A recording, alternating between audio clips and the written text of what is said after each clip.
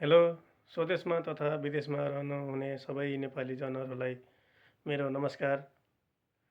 अहिले जताततैबाट नेपालदेखि लिएर विश्वभरि भनौँ न आप्रवासीहरूको बारेमा धेरै न्युजहरू आइरहेको छ।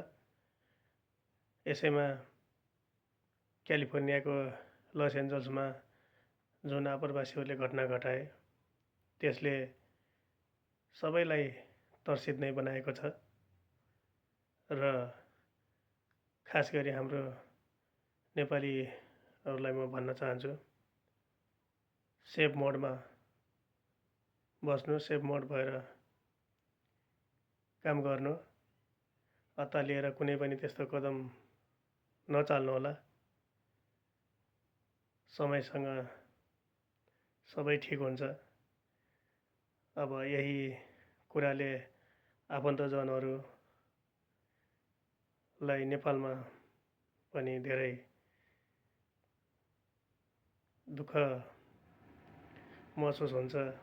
त्यसैले कुनै पनि त्यस्ता